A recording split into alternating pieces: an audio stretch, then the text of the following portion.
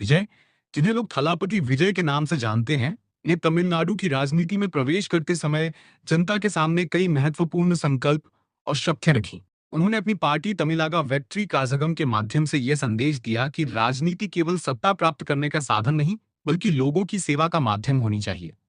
विजय ने सबसे पहले ईमानदार और भ्रष्टाचार मुक्त शासन देने की शपथ ली। उनका कहना था कि तमिलनाडु की जनता लंबे समय से भ्रष्टाचार और राजनीतिक स्वार्थ से परेशान है, इसलिए वे पारदर्शी प्रशासन स्थापित करने का प्रयास करेंगे।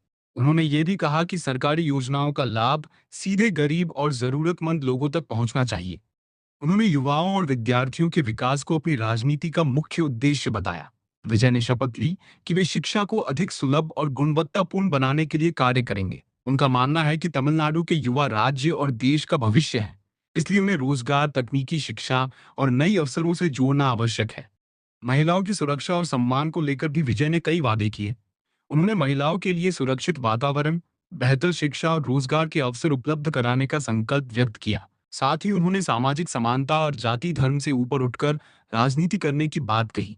विजय ने किसानों और मजदूरों की समस्याओं पर विशेष ध्यान देने की शपथ भी ली। उन्होंने कहा कि किसानों को उचित समर्थन मूल्य, सिंचाई सुविधाएं और सरकारी सहायता मिलनी चाहिए, ताकि वे आर्थिक रूप से मजबूत बन सकें। इसके अलावा उन्होंने गरीब वर्ग के लिए स्वास्थ्य और मूलभूत सुविधाओं को बेहतर बनाने का आश्वासन दिया। तमिल संस्कृति और भाषा की रक्षा भी विजय के प्रमुख संकल्पों में शामिल रही। उन्होंने तमिल भाषा, परंपरा और संस्कृति को बढ़ावा देने तथा युवाओं में इसकी महत्ता बनाए रखने की बात कही। अंत में विजय ने जनता से ये वादा किया कि वे हमेशा लोगों के बीच रहकर उनकी समस्याएं सुनेंगे और जनसेवा को अपनी प्राथमिकता बनाए रखेंगे।